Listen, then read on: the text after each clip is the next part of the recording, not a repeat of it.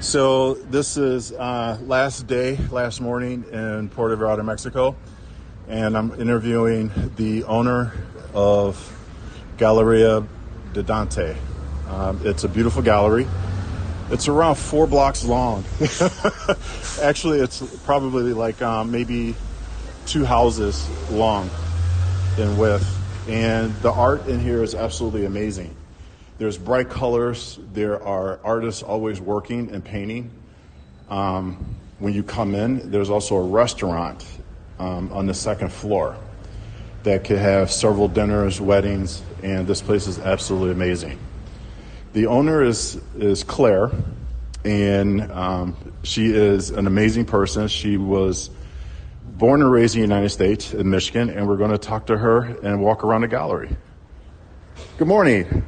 Good morning. How are you? Welcome. I'm doing good. Welcome. This is take 2, so I'm sorry about the first take. No problem. So tell me about yourself. Tell me about the gallery.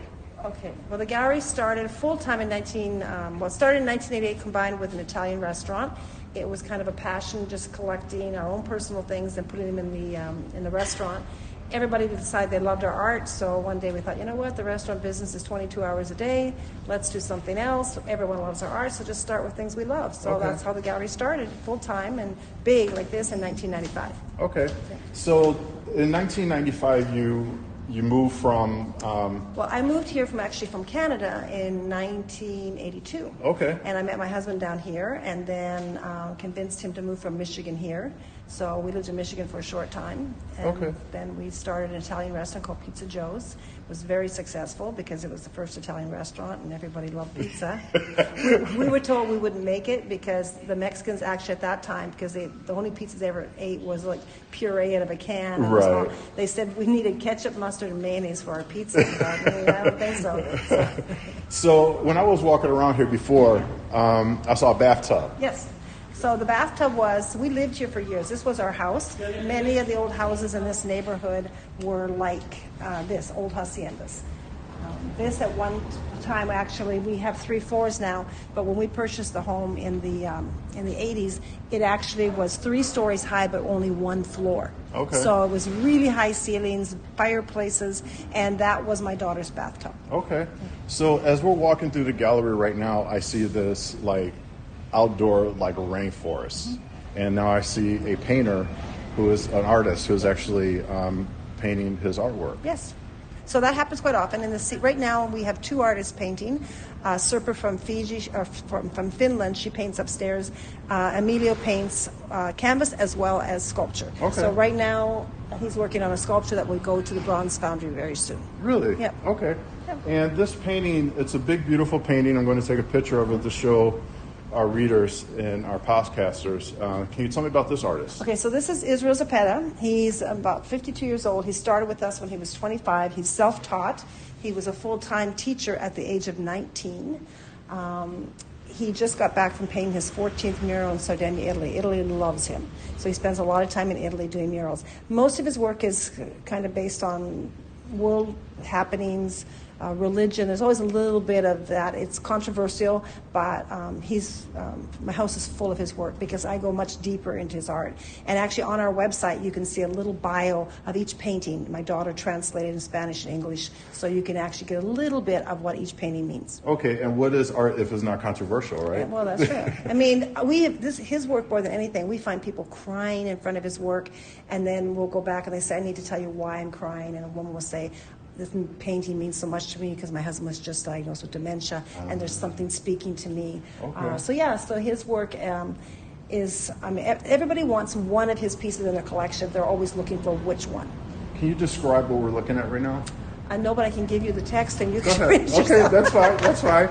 So also, what is your website? You mentioned your website. Okay, so my website is www.galleriadante.com, and it's spelled in Italian, so it's Galleria, D as in dog, A-N-T as in Thomas, E.com. Okay.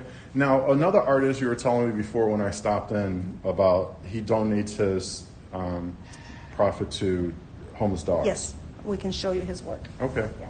And So what's his name? His name is Hector Armendariz. He is originally from Chihuahua, Mexico. Another artist who went to Italy to study architecture and ended up being sent by his professor to Bologna to study painting, and he has just is a protector of dogs and any kind of animal, horses, anything, but most of his money goes to raise money for helping homeless dogs. Okay. Yeah. This beautiful artwork. We're in the garden right now where there's sculptures and paintings. Of course, flowers, trees. There's a huge tree here. You know, that it's interesting that it looks like it's actually about 4 vines placed in corners where it just takes over. So this is a jade vine from in Philippines. It blooms this beautiful turquoise green. This is called a straw vine. It's similar to a wisteria. Over there I have another one, and then up there I have jasmine. These 4 vines just completely cover. Okay. Yeah. It's a beautiful, beautiful art gallery. Like I said, it's 2 floors. Mm-hmm. Do you want to describe anything else, or? Well, we have over 60 artists, and they range from contemporary to classical to abstract, pretty much anything. Lots of impressionist artists and also expressionist artists. So I kind of have, and sometimes our main goal is that everything has to be different from. So I don't take on an artist that will compete with an artist that may have been with us 30 years who showed loyalty to us. The other thing is we try to get something different that we haven't had before to try and add more variety to the gallery. Okay. Now, you have this loyal worker here. Yes. Your associate. Mm-hmm. Can you tell me about him? Okay. So the one hiding in the back? The one hiding in the back. Well, Kike has been working for us off and on, and we always feel that one of the most important things is that the artwork is always clean. So he goes around every morning. The first thing he does is check to make sure everything is dusted. We may tweak the way it's hanging. We'd like to make it look a little better. And then if we decide that somebody else needs forefront, then or we're bored with what we're doing, we need to move things around, then we start to move things around. Okay. Yeah. All right. In the summer, we do a lot of auctions to try and raise money for some of the local charities, because we're going into fire season, hurricane season, so we need, and then we also will help with helping the artists that may need money in the off season. So when is the auction? They vary. We usually run the auctions off and on between end of June and end of October. So we may have 3 or 4 auctions during the summer season. And do you ship? Oh, yes. We ship worldwide. We've been doing that for about 40 years, and we're pretty good at it. We use DHL mostly for our shipping. Okay. Yeah. That's good to know. Next time I come, I may buy a piece of artwork. Yeah, I'm holding you to it. That's good. I will, definitely. The artwork here is absolutely magnificent. It's gorgeous. It's bright colors. Some are subtle colors. But, you know, it's interesting we have so much color. We spent a lot of time in Italy, and we come back from there, and one day it's so strange because people say, oh, there's so much color. I literally walked in my gallery and was hit by this wave. I felt this wave of color because after, Italy, it's a lot of brown because they're museums, everything's kept under dim light.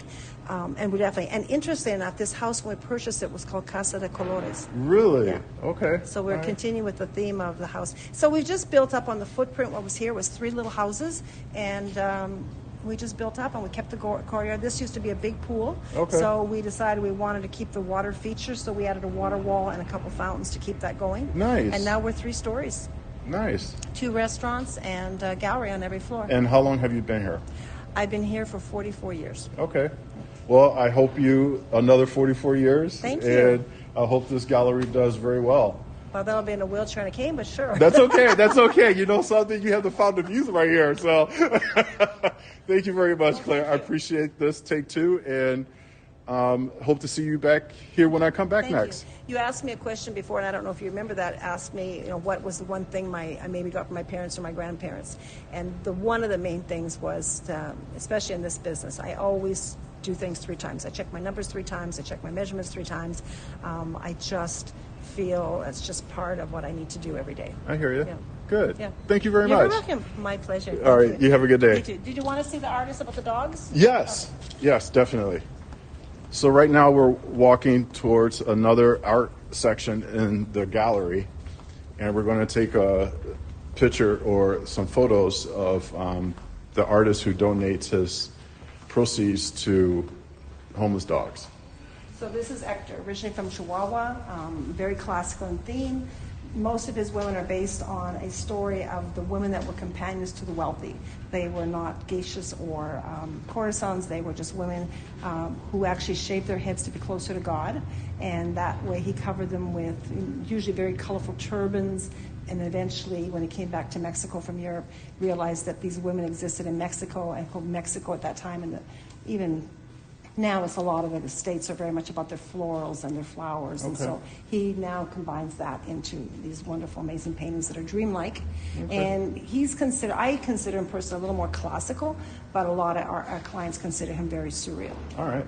Yeah, I'm looking at some very beautiful artwork. His pieces go from small to medium to large. And I love these ladies that he paints. Thank you. And I want to point out one more artist. This Go ahead. is Guillermo Gomez. He's in the White House, the Vatican, part of the National Treasury of Mexico. And this piece was actually done a year after 9/11. So it's his idea of raising from the ashes. Wait a minute. So you just said he's in the Vatican and the White House? Yes. His works are in the Vatican and the White House. Okay, nice. He's very classical. He's very also self-taught. He was never studied anatomy, never studied. He's just self-taught, very talented. And this piece was based on 9/11. Okay. Wow. Okay. Thank you. You're very welcome. I appreciate this. Thank you very Well, much. it was better first time around, but yeah. Exactly. Exactly. Thank you very much. Okay. Okay. Can I Bye-bye. give you a hug? Yes, you can. Thank